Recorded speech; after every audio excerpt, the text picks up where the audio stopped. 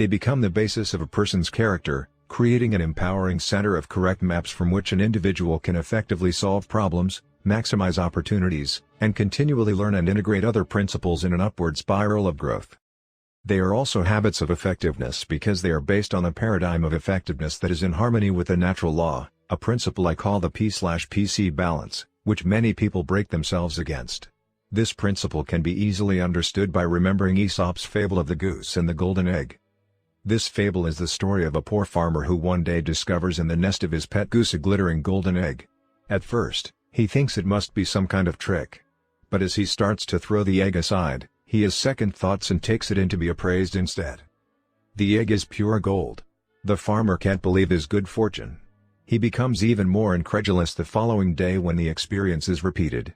Day after day, he awakens to rush to the nest and find another golden egg. He becomes fabulously wealthy. It all seems too good to be true. The 7 Habits paradigm. But with his increasing wealth comes greed and impatience. Unable to wait day after day for the golden eggs, the farmer decides he will kill the goose and get them all at once. But when he opens the goose, he finds it empty. There are no golden eggs, and now there is no way to get any more. The farmer has destroyed the goose that produced them. I suggest that within this fable is a natural law, a principle, the basic definition of effectiveness.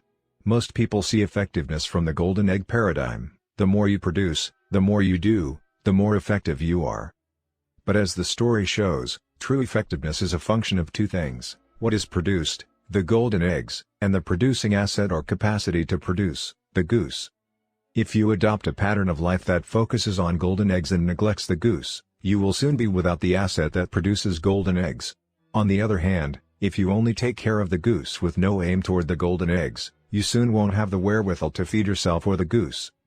Effectiveness lies in the balance, what I call the P/PC balance. P stands for production of desired results, the golden eggs. PC stands for production capability, the ability or asset that produces the golden eggs. 3 kinds of assets.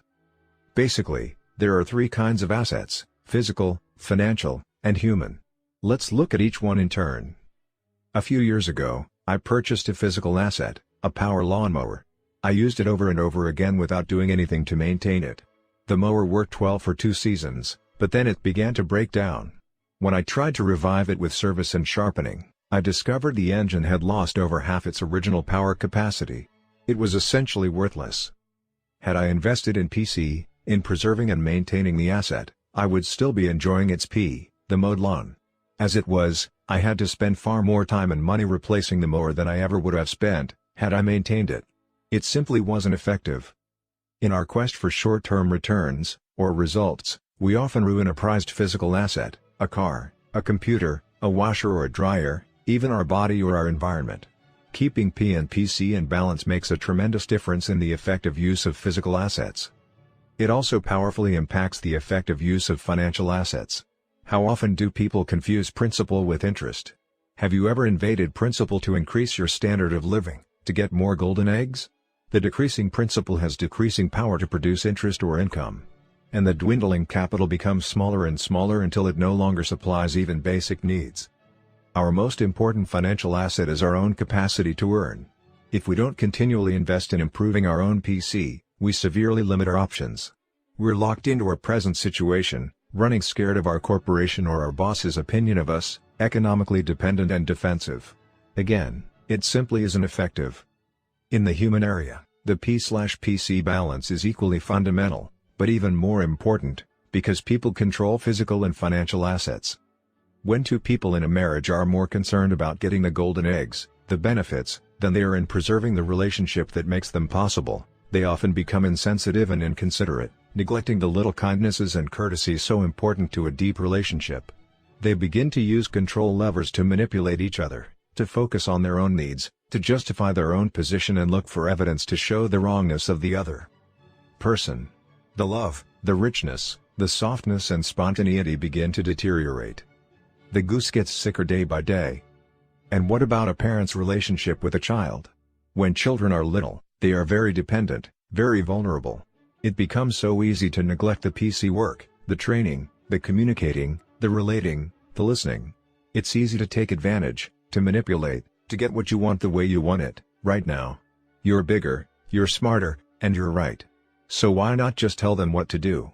If necessary, yell at them, intimidate them, insist on your way. Or you can indulge them. You can go for the golden egg of popularity, of pleasing them, giving them their way all the time.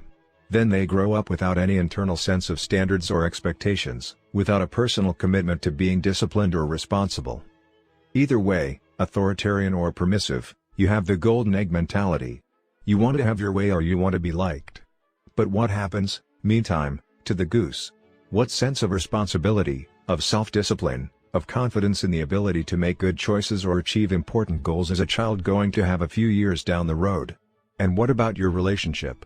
When he reaches those critical teenage years, the identity crises, will he know from his experience with you that you will listen without judging, that you really, deeply care about him as a person, that you can be trusted, no matter what? Will the relationship be strong enough for you to reach him, to communicate with him, to influence him? Suppose you want your daughter to have a clean room, that's P, production, the golden egg. And suppose you want her to clean it, that's PC, production capability. Your daughter is the goose, the asset, that produces the golden egg. If you have P and PC in balance, she cleans the room cheerfully, without being reminded, because she is committed and has the discipline to stay with the commitment. She is a valuable asset, a goose that can produce golden eggs. But if your paradigm is focused on production, on getting the room clean, you might find yourself nagging her to do it. You might even escalate your efforts to threatening or yelling, and in your desire to get the golden egg, you undermine the health and welfare of the goose.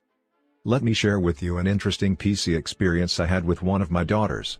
We were planning a private date, which is something I enjoy regularly with each of my children. We find that the anticipation of the date is as satisfying as the realization. So I approached my daughter and said, "Honey, tonight's your night. What do you want to do?" "Oh, Dad, that's okay," she replied. "No, really," I said. "What would you like to do?" "Well," she finally said, "what I want to do, you don't really want to do." "Really, honey," I said earnestly, "I want to do it. No matter what, it's your choice." "I want to go see Star Wars," she replied. "But I know you don't like Star Wars. You slept through it before. You don't like these fantasy movies." "That's okay, Dad." "No, honey, if that's what you'd like to do, I'd like to do it." "Dad, don't worry about it. We don't always have to have this date." She paused and then added, "But you know why you don't like Star Wars? It's because you don't understand the philosophy and training of a Jedi Knight." "What?" "You know the things you teach, Dad? Those are the same things that go into the training of a Jedi Knight." "Really? Let's go to Star Wars." And we did. She sat next to me and gave me the paradigm. I became her student, her learner. It was totally fascinating. I could begin to see out of a new paradigm the whole way a Jedi Knight's basic philosophy and training is manifested in different circumstances. That experience was not a Plan P experience, it was the serendipitous fruit of a PC investment. It was bonding and very satisfying. But we enjoyed golden eggs, too, as the goose, the quality of the relationship, was significantly fed. Organizational PC. One of the immensely valuable aspects of any correct principle is that it is valid and applicable in a wide variety of circumstances. Throughout this book, I would like to share with you some of the ways in which these principles apply to organizations, including families, as well as to individuals. When people fail to respect the P/PC balance in their use of physical assets in organizations, they decrease organizational effectiveness and often leave others with dying geese. For example, a person in charge of a physical asset, such as a machine, may be eager to make a good impression on his superiors. Perhaps the company is in a rapid growth stage and promotions are coming fast. So he produces at optimum levels, no downtime, no maintenance. He runs the machine day and night. The production is phenomenal, costs are down, and profits skyrocket. Within a short time, he's promoted. Golden eggs. But suppose you are his successor on the job. You inherit a very sick goose, a machine that, by this time, is rusted and starts to break down. You have to invest heavily in downtime and maintenance. Costs skyrocket, profits nosedive. And who gets blamed for the loss of golden eggs? You do. Your predecessor liquidated the asset, but the accounting system only reported unit production, costs, and profit. The P/PC balance is particularly important as it applies to the human assets of an organization, The customer